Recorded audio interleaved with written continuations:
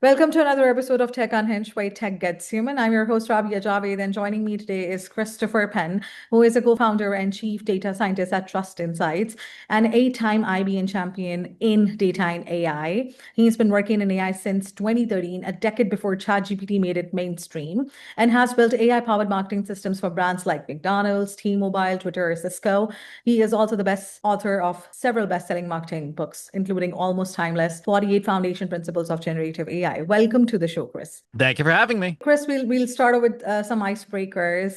You are a martial artist who throws knives, you can read tarots, and you've built AI attribution models. How do these two worlds connect? Because that's not a normal resume that one would just see. The thing about the martial arts is that it teaches you, particularly the art I practice, which is an old Japanese battlefield martial art. It teaches you that you have to win even under circumstances where you're being strongly encouraged not to win. You can do so by any number of ways, but the art I practice is called Ninjutsu. And contrary to what you see in a lot of movies, the whole Japanese ninja thing was about information gathering, intelligence gathering, so that you could avert crises before they happen. This translates really well into things like marketing analytics, data science, and AI, because if you have the data and you know what to do with the data, and you know how to validate data, and you know how to put data into action, you have a decided advantage over other people who do not. Because in the age of AI, all of these AI models and these technologies are data hungry. We've all seen articles about how they're consuming every piece of data on the internet. Well, if you know how data works, if you know what to do with it, you can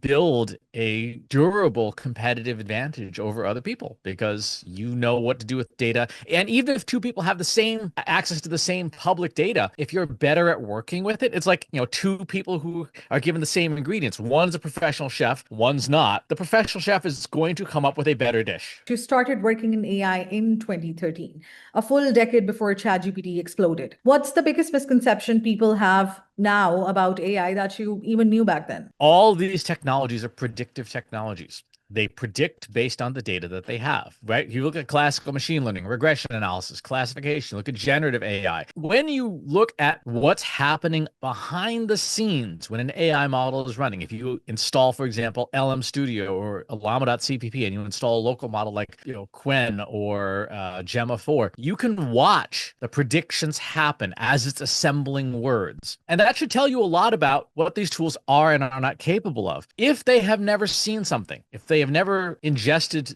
data before about that specific thing or a topic, they can't predict it. You cannot predict what you don't have data for. People expect these tools to be kind of like these magical oracles, all seeing, all knowing. No, they are prediction engines. And so if you don't give it data to predict from, you're not going to get as good a prediction. So a classic example of this is in time series forecasting, right? If you are predicting from bad data, let's say you're doing a time series forecast to predict revenue or predict marketing qualified leads, and you use a 5-year time horizon, you're screwed. Why? Because 2021 was the middle of a pandemic. Customer behavior was wildly different then. By 2023, it changed. So if you don't know anything about stats and prediction, you're going to bring in 5 years worth of back data, and your forecast will be horrible because they're predicting a world that no longer exists. Just like if you're using data from before 2020, you are trying to predict a world that no longer exists. If you're doing fuel prices and oil prices, right? It is May of 2026 as we record this. The last 78 days have been wildly different in terms of what's happening with oil and petroleum in the world because of geopolitical events. If you are trying to predict these things using data from before that time, guess what? Your prediction is going to be wrong. As it translates to generative AI, a lot of people will say, I want AI to write me this blog post about this topic. And then they're like, well, it didn't spit out anything that was innovative. Well, no, it didn't, because by definition, if you want something that's innovative, it has to be something that's never been seen before, which means it can't predict it. So you have to provide it. And one of the biggest things that I would encourage people to do is use this thing that we all have, right? This mobile device, turn on the voice memo recorder, spit out what's in your head that is hopefully unique, and have the machines generate from your ideas, because your ideas are probably more unique and less seen than what the models have been trained on. So,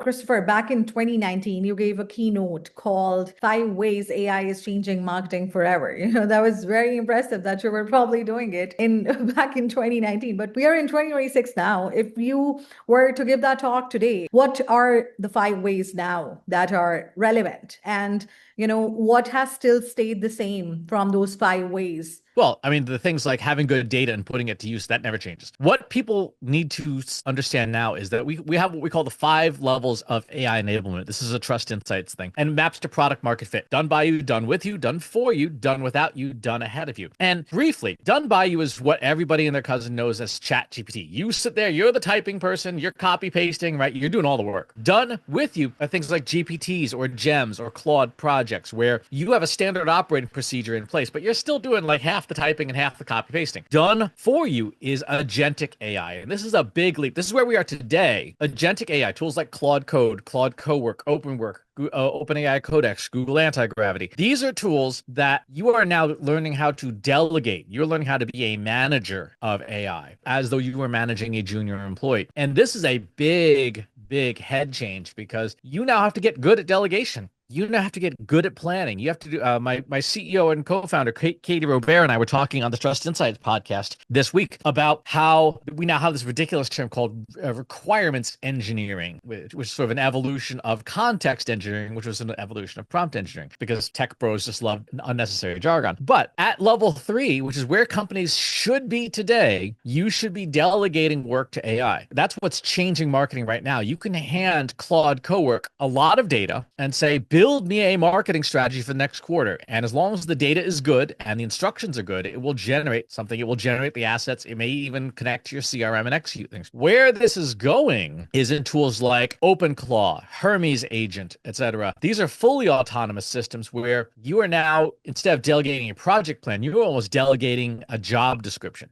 So I have one, for example, running in another window right now that is finding 1,000 qualified prospects for my company based on specific criteria. It's using a bunch of tools, including some that it built based on my directions. And it's going to produce not only the list, but also the assets and things. And if I wanted to, I'm not going to because that would be absurdly dangerous. But if I wanted to, I could have it execute and actually run that. And as the tools get better, that will be a reality in the very near future of these tools being able to execute the entire plan. You can have it do it now, but it's dangerous. Also, Chris, your book is called Almost Timeless. And if you had to talk, okay, we can see it as well. Would love a copy myself. What's the one framework or principle from it that will still be relevant in the 10 years, even that tools are changing every day? Well, there's 48 of them, so you have your choice. In terms of the one that I use the most, and I talk about the most, is plan big, act small. And this relates to different AI models are skilled at different things. So for example, if you go into Claude, there's 3 models: Opus, which is the most expensive, the biggest model; Sonnet, which is the middle of the road model; and Haiku, which is the fast model. If you go into OpenAI's,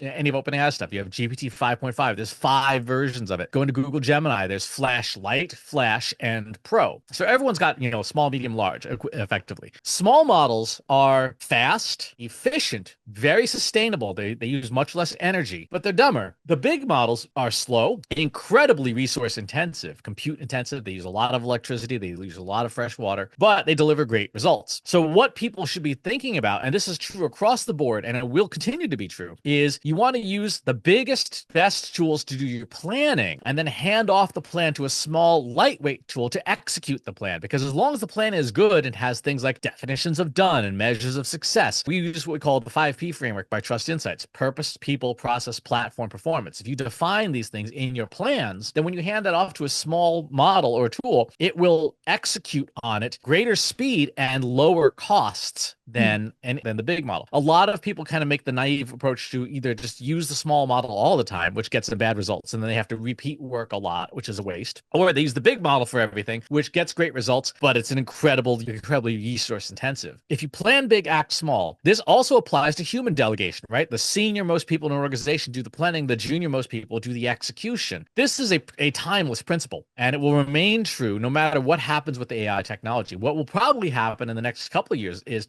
you'll see the big, heavy models be used for planning, and then local models that run on your hardware or in your infrastructure will do the execution. 100%. You've also talked about extensively social media ROI. Given that in 2026, with organic reach at all-time lows and AI agents potentially doing the buying, and how should marketers think about ROI differently? How do you comment on that? ROI is a financial formula. There is no flexibility. It's earned minus spent divided by spent. If someone is doing anything other than those two values, they're not doing ROI. Second, if you're not measuring ROI now, you can't measure changes in it. So you need to be measuring it. And third, earned minus spent divided by spent is ROI. It is a financial equation. It is one of the hardest things for marketers to measure because they very often can't measure what they've earned, right? And you have to do really good multi-touch attribution to determine what credit and earning means. And then what you spend is where everybody goes off the rails. There's hard dollars and soft dollars, or hard currency, soft currency. Hard currency is you are paying currency to another vendor. You're paying currency out of your wallet to somebody else, right? So that is going to be things like software and tools, servers, etc. If you're we're fans of Agorapulse, for example, as a social media monitoring and scheduling software. That's hard currency. The biggest spend on social media marketing is soft currency, which is what you pay people to work on it, right? So you take somebody, like maybe they earn, $100,000 a year or whatever. Their hourly wage is roughly $50 an hour, give or take, which means that every hour they spend working on social media, they are spending in pay, whatever their hourly rate is. Here's the ugly secret nobody wants to talk about. Pretty much all organic social media is negative ROI. Bottom line, right? Because attribution being what it is and what human beings cost, if you are using human beings to do organic, unpaid social media, you are probably almost always at negative ROI, and probably substantial because human beings are expensive. Now, what a lot of companies are starting to do is say, okay, well, how much can we have AI do? Because if you have the tools doing this, the equivalent wage of like $1 an hour, then suddenly you might be more in that territory. However, you also have to have outputs that are actually decent. In general, organic social media is kind of one of those things that you kind of got to do it to be present, but you should not be expecting great results out of it. Christopher, we also keep hearing AI powered in every SaaS pitch these days, but buyers are numb to it. When a SaaS company comes to Trust Insights, let's say, and says, help us stand out, what do you tell them to stop doing or start doing? AI powered is like saying electricity powered or internet powered, right? It's table minimum now. So the question is, what do you do, and how do you do it bigger, better, faster, or cheaper than a competitor? I mean, that's what it boils down to. That's what we still all care about. We want bigger, better, faster, cheaper. And if you are not checking at least two of those boxes, you're going to have a hard time convincing somebody to buy you whatever the thing is that is for sale. So in the age of AI, particularly for SaaS is in a lot of trouble right now, because you can sit down with Claude Code, which costs $200 a month for the top level subscription, and say, I don't like my CRM. Here's the 5 things I don't like about it. Write me a new one. And if you don't care about, switching costs and things like that, you're probably going to get a pretty decent substitute, because as the tools get better and better, as agentic AI gets better and better, and particularly at coding, which is what all the AI companies have optimized for, you will get really good results. You will get stuff that maybe is unique to your company in a way that a major vendor could never be, because they have to satisfy a lot of customers, whereas your code has to just satisfy you. So for bigger, better, faster, cheaper, and have some kind of compelling value that makes it better than someone telling Claude Code, hey, make the thing. Chris, you're everywhere yourself, be it YouTube with, 2,500 plus videos, LinkedIn, Substack newsletter with 98,000 subscribers, your own podcast for, more than 19 years now. How do you manage that? And if you have to be honest, how much is it AI versus you? I manage it by not having many friends, and I don't have a television. So a lot of the time sucks of things like watching television don't exist. For my content, I rarely use AI. So for example, my daily YouTube videos, I shoot them on Sunday mornings while I'm cooking the Sunday meal. So you will notice in all of them, I'm usually making something, and it's not a cooking show, but it is definitely something that I'm working on. And I just strap on a DJI microphone and I record. And the video quality is not great, but it's guaranteed authentic. Same for my newsletter. So my newsletter is typically, what I do is while I'm driving to and from my martial arts school on Saturday morning, I have my lavalier mic on. I have my voice memos app running on my phone, and I just foam at the mouth for a full hour, which, you know, is like 6,000 words of talking. And then as I work out my thoughts and stuff like that, then I take it to Claude and I say, okay, let's organize my words. Let's remove the speech disfluencies like the stumbling and the swearing and other drivers. And then I will turn it into a script, and then I follow the script and continue to make changes, and then I record it. So in general, very little of my content is AI generated because it's not how I work. That's not how my brain works. Stuff that I wish that Claude and the various tools did a better job, but for whatever reason, and I've done, you know, stylometry tests and things, my particular style is very hard for it to imitate well, usually because there's some weird quirk or some analogy that the machine just can't forecast well. For example, I use this when I talk about writing style. Good writing is inherently low probability, right? So if I say, you know, the patient was in gastric distress, that is a high probability phrase. Not interesting, not compelling, doesn't catch your attention. If I say it looks like they power washed their restroom with Nutella, that's a very low probability phrase. It's gross, but a machine is not going to predict that well and stuff. So these kinds of weird low probability phrases that make good writing are inherently harder for machines to predict. So unless I provide them, the machine has a hard time forecasting them. And then by that point, I may as well just write the thing myself. No, yes. One of the biggest shifts in B2B right now is a founder-led distribution, CEOs and CTOs building in public. You've been doing it for years too. What's the difference between a founder who uses social media effectively versus the one who just looks like they're trying too hard? In terms of using social media effectively, it comes down to motivation. Why are you doing it? Why are you out there at all? Obviously, you have self-interest, right? I want to attract more customers. I want to demonstrate that I know what I'm talking about, et cetera. Those would be, you know, self-led motivations. However, you also have to have some sort of extrinsic motivation. So I want to teach people how to do this thing. I want to be helpful to people. And a lot of folks who don't do well don't have that motivation of, I'm going to give away my knowledge, and I don't care whether you buy from me or not because I'm going to show you what's going on. That's a good motivation. A bad motivation is I'm going to gatekeep, or I'm going to come across as, you know, I'm going to tease bits and pieces, but I'm not going to be actually all that helpful to you. That comes across pretty easily. And you just know, like going out to a bar, right? And you're talking to a person, you have a fairly good idea of that person's intentions very, very quickly. And some people you want to hang out with, some people you don't want to hang out with. And that comes across. Founders who want to be successful building in public, what's your motivation? And is your motivation equally balanced between helping yourself and helping other people? If it's not, you're not going to do well. For a CTO or CIO trying to build a leadership profile in 2026, what's your take? Which social platforms still matter and which are dead weight? It depends on your audience, which is a completely unsatisfying answer. But for leadership stuff, your best bet is still email, right? Is still, because it is the one channel that is not owned by any large corporation. Everything else is owned by some large corporation, and they can turn the dials on you at any time. And so you can spend a lot of time building a platform there, and it vanishes. For example, I use Substack because of one button, and that button is export all. I can hit that button, I can take my list with me and go somewhere else. I would not be on that platform if I didn't have the ability to remove my list immediately and go somewhere else. I participate on LinkedIn because that's where a lot of my audience is.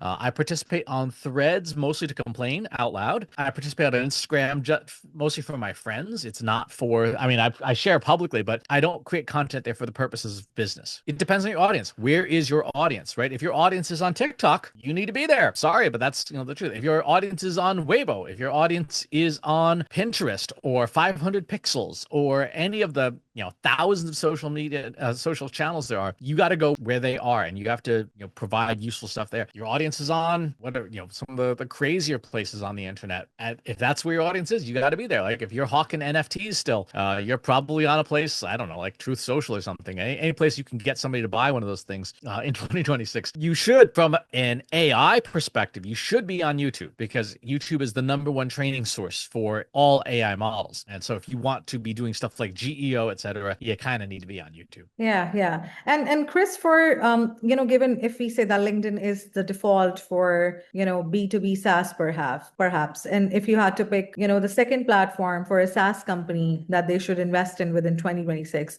what is it and why? Email, still email. 100%. I mean, in fact, LinkedIn is second, emails first. All right. Yeah. And what should these people be careful about in their emails, given that, you know, with your one prompt, now now Claude can churn or any AI can churn thousands of emails for you, but you would still not get any results back on them. How you should be doing emailing in 2026. It still goes back to the thought leadership angle, right? If I open an email as a reader, what's in it for me? Yep. Right? Because most emails, there is nothing in it for me. It is emails are being sent from a very self-centric, selfish perspective. Hey, I want you to give me money, right? If I open up your email, what is in it for me? If there's nothing of value, and by the way, your product does not count as value to me. If there's nothing in it for me, I'm not going to read it and I'm going to unsubscribe or I'm going to mark it as spam. Have to figure out. A lot of people love the expression, giving value or creating value, and they have the foggiest idea what that means. It's just sort of a buzzword, a trope in marketing. What is in it for me, the reader? Assuming I never, ever, ever buy anything from you, what is in it for me? Right. One of the biggest things that, for example, my Substack email list is now up to almost 300,000 readers. Right. So in terms of subscriber base, it's literally a small city. When I send that out, I assume literally maybe 5 people will ever buy something from any given issue, right? Out of 300,000, the vast majority of people are never going to buy anything. So I have to provide them value enough to eventually refer somebody else that will buy something or refer somebody else to subscribe to the newsletter. So I have to create value by giving away knowledge, by giving away information, by giving away perspective. The issue I just did this past weekend was 18 ways to reduce your token usage with AI, right? No one's going to hire me to do that. No one should hire me to do that. You just read the newsletter. But there's value there. There's a lot of value there, particularly for companies that are concerned or individuals who are like, I have the $20 a month subscription and I'm tired of seeing you've hit your usage limit on day 1 of 7. The stuff in that newsletter will help those people. And eventually some small percentage of them will say, I wonder what else they do, right? And potentially buy something, whether it's a book, a course, hiring us as a consulting agency. But the biggest mistake everybody makes in marketing is they see their audience as a bunch of walking wallets. And there's like, how can I pick this person's pocket as quickly as possible? And it's no wonder, like, yeah, nobody reads your emails because everybody who reads your emails knows there's nothing in it for them. Yeah.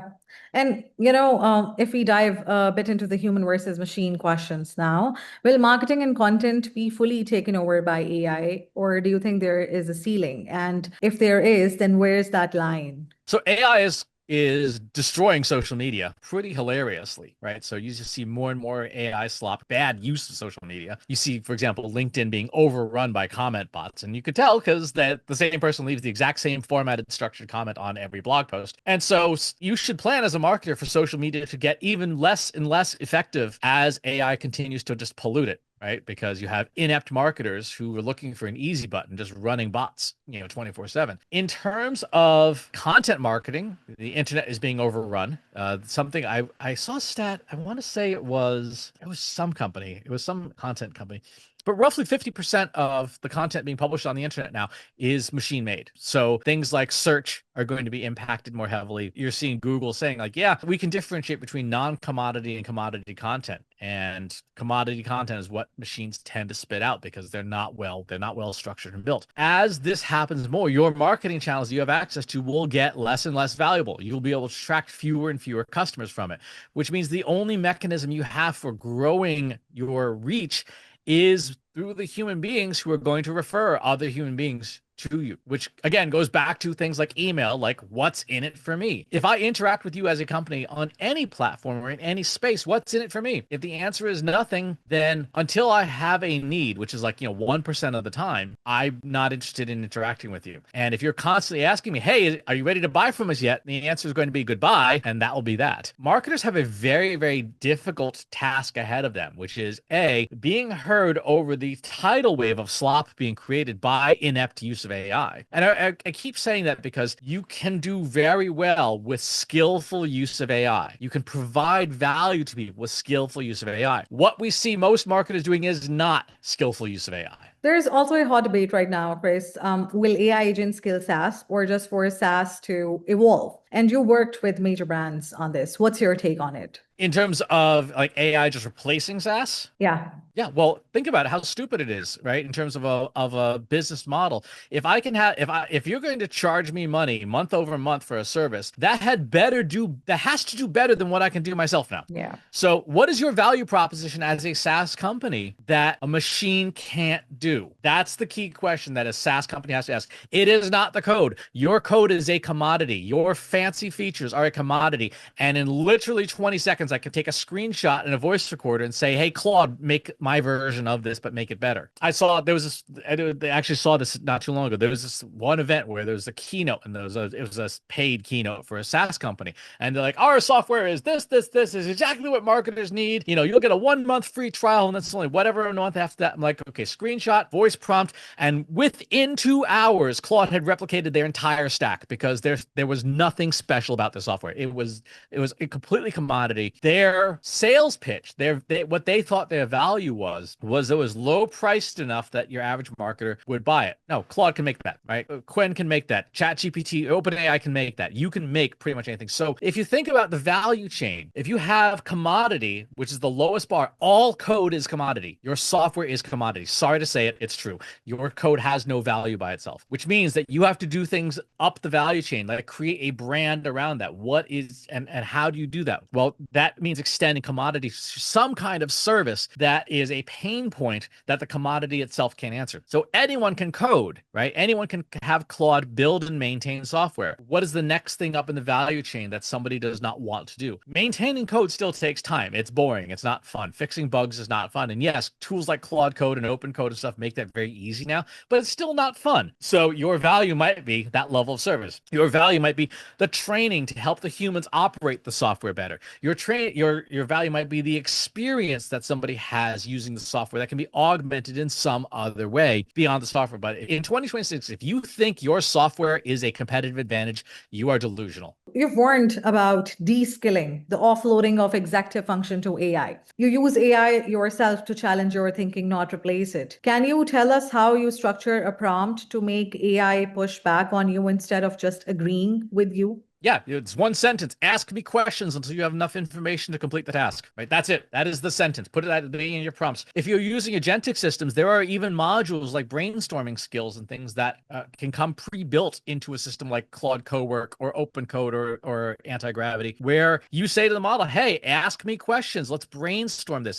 Challenge me on these assumptions. What have I forgotten? I have learned so much more from AI than I have ever learned before in terms of coding, because I will say, hey, we're doing this project. Here's what I think it should be. What libraries or packages don't I know about that would be a good fit for this? Use your web search tools. And it comes back and I'm like, holy crap, I didn't even know this thing existed. Mm-hmm. Or in some cases, I will do it and we'll say, hey, by the way, I got bad news for you. Your idea already exists. Why don't you just go use that? Like, all right, well, I will just go use that because that's better. But it requires the thing that has to happen is that the human being has to have some form of self-awareness to go, what don't I know?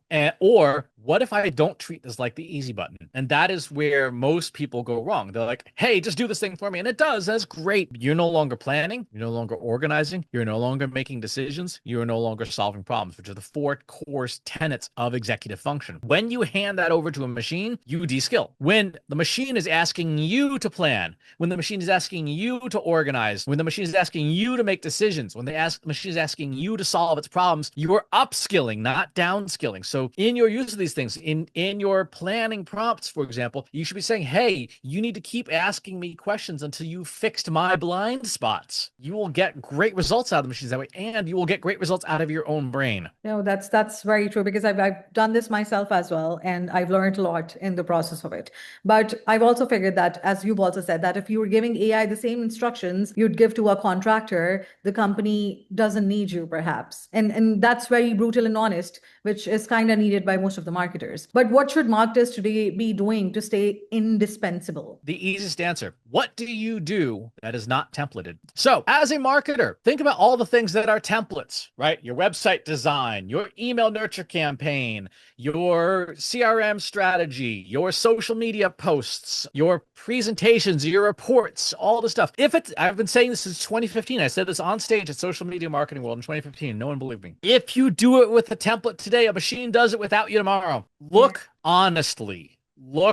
Take a hard, honest look at your work. What of the things you do every day is a template or a standard operating procedure in some way, in some fashion or form? If it is a template today, it will be gone from your plate tomorrow. So if your job is 95% templates, I'm doing the social media template now, I'm following this procedure, I'm doing the blog template now, you're gone. You are not indispensable. A machine can do what you do. If you are in Canva all day, I'm making templates in Canva, yeah, you're gonna that work is going to go away. What is left of your job that is not templated and is valuable, right? Because yeah, you can sit in meetings all day, you can chat on Slack all day, but what is left of your job that is not templated and valuable? And that is a very painful question for a lot of people to answer, because our organizations overall have pushed us to templatize and operationalize everything in the name of productivity for the last 30 years. Well, the natural logical conclusion to that for 20 years was outsourcing. We're going to send this to some place where the wages are cheaper and someone else can follow the template. And now the machines, we're saying, well, now the machines are even cheaper than outsourcing, so we're going to send this all to the machines, right? One of the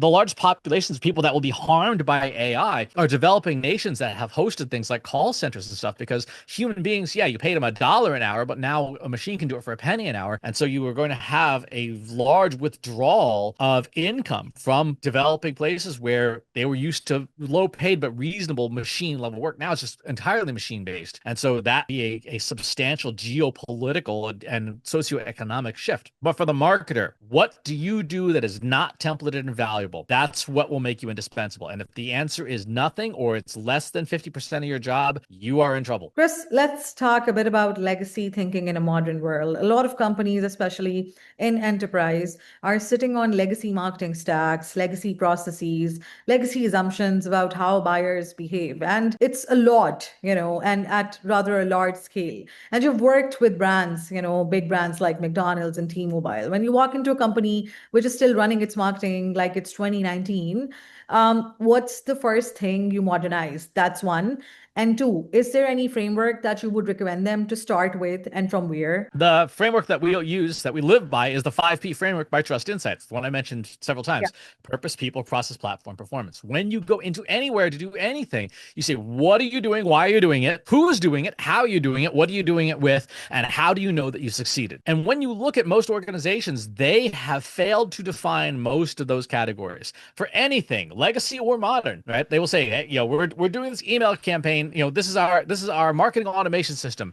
And you look at it and go, okay, why are you doing this? Because we should. No, that's not a good reason. Why are you doing these drip campaigns? Are they working? How would you know? I love when people bust out we need to have positive ROI. Well, you're not measuring it, or you're not measuring it properly. So that's a meaningless goal. Anytime you go into any organization, legacy or modern, you run the 5P framework by Trust Insights and say, what are you doing? Why are you doing it? And most of the time, people do not have good answers. And that's where you start any kind of modernization effort, is to say, what is your actual goal? I mean, fundamentally, if you're a business, the end goal is you have to make money, and you probably used to make more money rather than less, right? So that's the bare minimum goal. And then you start to say, okay, well, how do you make money? Who do you make money from, right? What's in it for them and stuff? You look at a restaurant business, for example. How do you make money? People come in to eat. Okay, well, how could you make more money? You can charge more for the food. You can give them less food. That's called shrinkflation. Or you can give them ideally different food than they can get elsewhere.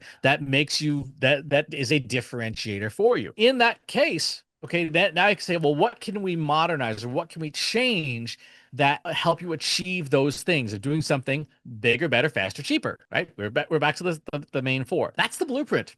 Right? That is the blueprint for everything and anything. No matter what people get wrong. My CEO, Katie Robert, says this all the time. People lead with the technology, and that's the wrong place to start. It's like leading with appliances. To say, we're going to use blenders. We are all in on blenders. Blenders are the thing. And you're like, yeah, but we're a steak restaurant. The only thing we can blend is sauce, right? No one wants a blended steak. That's disgusting, right? And so if you were starting with the technology, yeah, we're all in on blenders. Yeah, but you're a steak restaurant. Blenders are the wrong tool. If you want to be all in on something, be all in on a better grill. And you're like, yeah, but grills aren't sexy. Nobody's talking about grills. Yeah, but that doesn't matter to your business. Your business is a steak restaurant. You need better grills, not better blenders. I don't care what everybody else is doing with the smartest new automated blenders. It won't help your business. That's why she created the 5P framework to say purpose and performance are bookending this thing. Forget about digital transformation. Forget about people process technology. Forget about the fancy, flashy stuff. Focus on why you're doing it and how do you know you're succeeding. And if you can't clearly articulate those two bookends, that's where you start your modernization efforts. Yeah, but Chris, most of the companies that they don't just initially start with a mission or a vision. They would rather just start and then things might work out for them. And then now there comes a point after some years and they sit together and they're like, okay, what's the mission or what's the vision? And what do we actually want to get out of this, right? And then that I believe that that's relatable for many of the CIOs or CTOs or perhaps IT directors out there who are now founders of their ventures too. So how would you kind of comment on that? You start by saying, what are we doing and why are we doing it? You have to say, okay, why are we doing it? And then you go to the people part. Who's going to buy it and why? And if you are a founder and you are struggling, it's probably because you haven't answered one of those two questions. Why are we doing it? And why would people buy from us? And if you can't articulate that, that's where you start. That's where you start fixing things to say, how can we provide value to people that would actually convince them to give us money? And that may be a pivot, right? Think about some of the really big pivots. There was a company in Japan or in occupied Korea during World War II called Mitsubishi. They sold dried fish and seaweed. They were an import-export business. After the war and after they were liberated from the Japanese occupation, they went back to their proper Korean name. And today they still exist. They are known as Samsung, right? Samsung, there you will not find dried fish or seaweed anywhere in a Samsung store. You'll find, tablets and phones. They are still an importer-exporter. They still have that DNA of making cool stuff and shipping it everywhere in the world, but they are no longer dried fish, right? So they pivoted, but they kept the DNA of their company. You as a founder have some sort of DNA that makes your business uniquely yours, but you will pivot in its application if you are unclear about the 5 Ps. You should pivot so that you can provide the value that your customers are going to be willing to pay money for. Absolutely. Chris, there's this growing trend of productized services that companies are starting with fixed scope service, learning the workflow, then turning the repeatable parts into SaaS. And then you've seen this play out. When do you think that this really works? It works less and less now because, again, if you look at agentic AI, you can hand those parts, or even better, you can hand the outcomes of the parts to a machine and have it do it better. When you work with things like agentic AI, if you are clear, and this is, again, why the 5P framework by Trusted Insights matters, because if you're clear about the purpose and you're clear about the performance, you know what the outcome is, it can reverse engineer. How do I get from start to finish without the messy middle? There are entire companies that are building clean rooms using AI to say, here's our competitor's product, here's the outcome we want, reverse engineer how to get there, but do it your way, AI, instead of, and so we're using 0 lines of code from somebody else's product, but we're going to get to a better outcome, right? So if we think about how these tools can accomplish this task of achieving a specific outcome, then when somebody says, oh, I want to take these components and turn it to SaaS, it's just as easy for a person skilled at AI to say, I'm going to take your SaaS and turn it back into components, and I'm going to do it my way and do it better than you did, because a lot of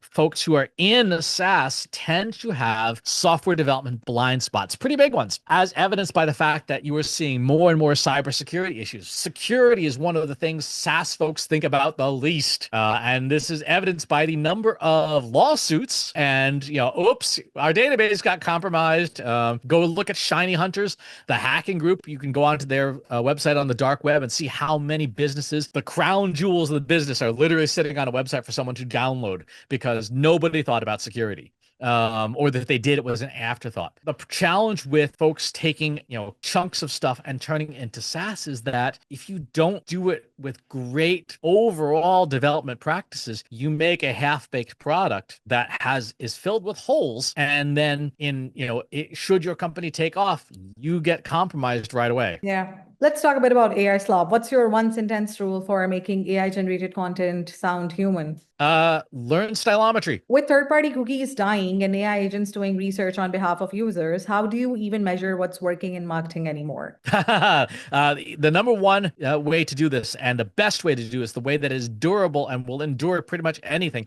is at the point of purchase, ask someone how they heard of you. Ask people. You have to talk to people. And the thing about AI is now you can just say to somebody, hey, how did you hear about us? Right? And just give them a free form text box, or give them space on the phone to talk, and then take those responses, use AI to process them, to classify them and organize them, and turn them into useful marketing insights. Because if somebody says, oh, I had Claude go do some research, or I used OpenViking or Deerflow to do some research, like, okay, great, that's good to know. Now, when you get to fully agentic buying, then you start looking at things like, browser agents and stuff, like what piece of software executed this purchase on our behalf. Cardinal sin that most companies make is that they do not ask, and even if they do, they're in many cases they don't incentivize asking in some fashion, or they don't make it easy for someone to tell them.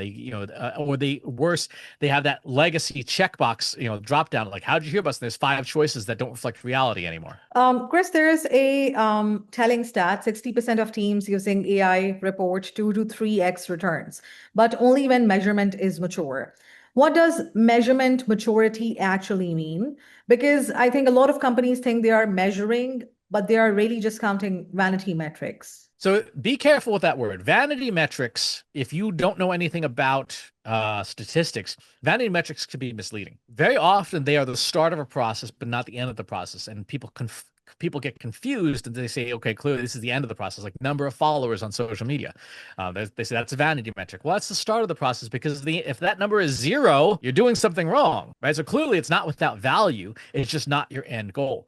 So part of what you have to do with measurement is figure out what is the end goal measurement that you actually care about, right? And then use the AI tool of your choice to say, build me multivariate regression analysis of what higher level metrics have the strongest causal inference for the outcome we care about. And use those exact words with your AI coding tool of choice, and it will build it for you. It may ask you some questions, but it will build it for you. There are very few metrics that are absolutely worthless. It's just the context that we use them in. Now, to the topic of AI measurement. AI is part of how you do certain things, not the outcome. The goal is not to use AI. The goal is to do more stuff better, faster, right? Bigger, better, faster, cheaper. So if you don't have some form of measurement for what bigger is, what better is, what faster is, what cheaper is, you can't measure AI. And there's a good chance you're not measuring anything right now either, because a lot of people like to say, what's the ROI of AI? Well, if you're not measuring ROI now, you can't measure the ROI of AI. So how do you measure bigger? How do you measure better, right? You have NPS scores. If you don't, then you probably have a problem. What is faster? You have timesheets. What is cheaper? Well, you have wages and software costs. You should see a delta in whatever bigger, better, faster, cheaper means to you when you apply AI to it. And you can do this with something called propensity score modeling or uplift modeling that we get from bioinformatics. AI is a treatment, and you have a control group and you have a treatment group, and you measure what is the difference between the control group and the treatment group when you apply the treatment of AI to any given process. And if you don't know how to do that, ask your AI for help. Yeah.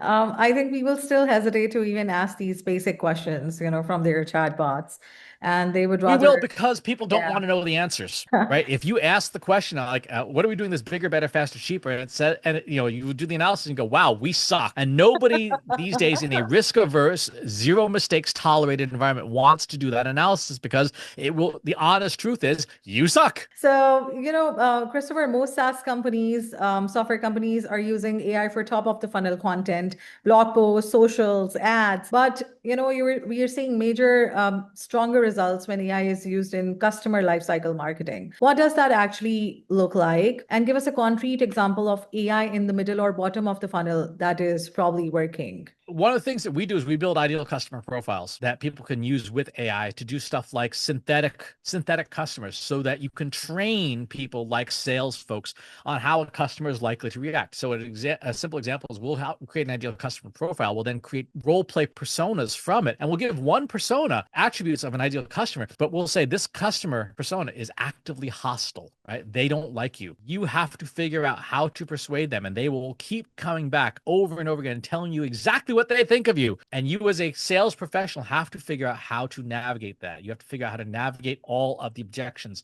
You have to figure out how to navigate all of the pain points until you can persuade this system, which has been programmed to be hostile to you, to grudgingly accept your help, right? So you can use, and you should be using these tools for things like sales enablement, for analyzing the number one question that nobody asks: what could go wrong? And so if in the buying process at every stage of your sales funnel, you should be able to answer the question, what could go wrong here? Why do people drop out of this stage of the funnel? And then use the machines to help you understand it better and build solutions to fix it. I read it that you make your Substack posts get run through 4 different personas before you make them live. Exactly the same process. Yeah. So I have an ideal customer profile, and I have personas for it. I have, one who's a supporter, one who's a critic, one who's a conspiracy nut that's kind of just like pretty far out there, and one who's just a general audience member for that particular persona. And each one of them looks at a newsletter issue and says, what do they like about this? What do they not like about this? What's missing from this that would be useful to them? And what do they think is unnecessary? And based on that feedback, I will make adaptations to the content to say, like, yeah,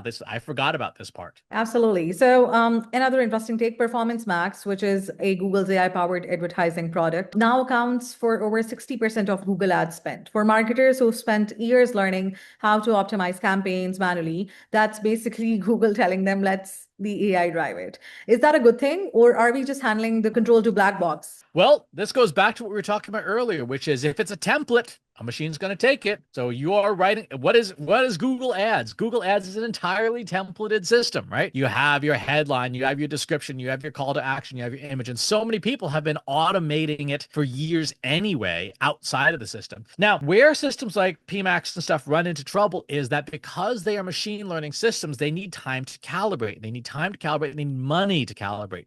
So if you do not have a lot of money to spend, the system may never calibrate, right? It may continue showing ads to wildly incorrect audiences and burn your budget because you didn't provide enough budget for it to get valuable results from a machine learning perspective. And the other thing that we have to all remember is that these systems are very optimized and very tuned to make the ad companies money. That they make us some money along the way is incidental, but their primary function is to make the ad tech company make money.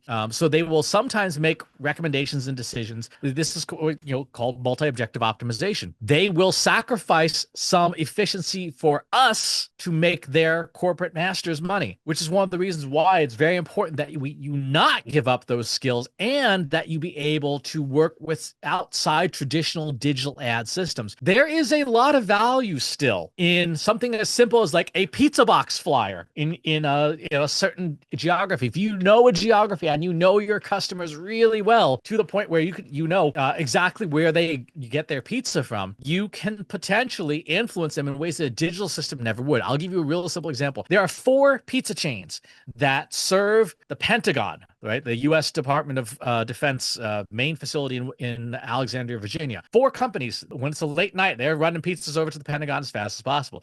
If you want to influence decision makers at the Pentagon, you would be better off buying ad space on those pizza boxes, because those pizza boxes are going into the most secure locations on the planet, right? With your little paper flyer on them that no ad system is going to be able to get into, right? Because so much stuff is locked down. You got to think outside the box, right? Pay attention to what people do. Pay attention to where people get their stuff, and then work within in those boundaries instead. Yeah, PMax is great, but particularly if you're not a huge business who's willing to spend 10 grand a day with Google. Chris, if I land on, say, a software or a manufacturing's homepage and I don't understand in 5 seconds about what do they do, whose fault is that? The marketer who wrote it or the product team who couldn't articulate it? Yes, it's everyone's fault, right?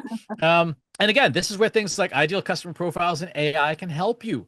Right? You can load it up with things like the web content accessibility guidelines and say, audit this page. How good is the basic design? Does it communicate basic concepts? Does it use color and contrast correctly? You can audit the language and say, is it clear from the customer's perspective? Because the number one mistake marketers make is marketers think A, that they are the customer, they're not, and B, that the customer knows what's in their heads And very often they do not. So if you have a page that is not converting, you have to look at three things. And this goes back to 1968, to Bob Stone's direct marketing list, which is his thing was list, offer, creative. Do you have the right people, right? The wrong people. It doesn't matter how good your design is. If you've got the wrong people visiting who are never going to buy from you, your marketing efforts are wasted. So do you have the right people? Do you have the right offer? You may have the right people, but if they do not want to buy what you are selling, it doesn't matter. Yeah, if I am selling swimming pools, right? And I'm attracting people from Nome, Alaska, where you cannot put a pool because it's frozen most of the year, right? I may have the right people, I may have the right income, the right customer base, the right demographics, but they ain't going to buy a pool ever. And then finally, you get to the creative design, messaging, and all that stuff. Most marketers, they default right to like design and creative and wording without ever considering, do we even have the right people that we're attracting to begin with? Moving towards the end of our conversation with these last two questions first. If someone's just started with AI in marketing today, what should they learn first? If you're just getting started, learn how to prompt intelligently. Learn how to write project plans, because that's what modern prompting is. It is not a conversation. It is project planning. All right. So, Chris, if a CTO or IT director is listening right now, someone who's been ignoring social media, skeptical of AI hype, and frankly exhausted by all the noise, what's one advice you would give them and one actionable thing that they must do to stay relevant? You should be learning about on-premise deployment of AI models because that's going to directly affect your world, and it could potentially save your company a whole bunch of money. Because at some point, every major cloud-based AI company in the West is running at a substantial loss, right? What they're charging for their services is not sustainable. OpenAI, for example, is burning billions of dollars a month. At some point, that money runs out, and then the prices go up by like adding a zero. If you are dependent on a cloud vendor, you're basically held hostage to them. If you are considering looking at buying hardware like Asus GB10 or an NVIDIA GGX Spark or a Huawei Ascend 950 cluster, then when that party stops, right, and when the music stops, everyone's going for a chair. You've built your own chair, right? You have hardware on premise that can continue to serve up today's local models. The open weights models are 95% of the capability of the state-of-the-art models at 0% of the cost, because as long as you have the infrastructure. So if you're an IT director, you're a CIO, you're a CTO, you should have an on-premise solution ready to go, so that if things change, or the chief AI officer comes in and says, "Hey, crap, our AI budget just went from 6 digits to 7 digits," you can say, "I got you. We're going to switch over to using this local router, and we're going to have our employees use these local models first, and then your price of AI goes down to the cost of electricity to run those boxes." And you are going to be the biggest hero in your company. All right. So, Chris, before we wrap up, I have this quick rapid fire for you. One AI tool you can't live without right now. Claude Code. One AI trend you think is overhyped. That's tough because a lot of them the hype is stupid, but the underlying technology is good. I would say overhyped right now probably is fully autonomous agents. They're not ready for production yet. One social platform you wish you would just end already. X. One LinkedIn post format that needs to be retired immediately. All of them. Again, if it's a template today, a machine's going to do it tomorrow. We all know the post. Catchy headline. It's a silly question, bullet list, pointless, hook question at the end, emoji. We know them all. We've seen them all. They don't offer, they tend not to offer a lot of value. 5 years from now, what's the one thing about marketing that AI will never be able to do? That's a good question, because I don't know. The models are increasing their capabilities exponentially, which is very difficult for human beings to wrap their brains around. And we are getting to a point where buying agents are a real thing. So I don't know, other than like basics of marketing, like is your product worth buying? Well, Chris, thank you so much for this grounded and insightful conversation. And to everyone listening, thanks for joining us on Tech Unhinged. Thank you.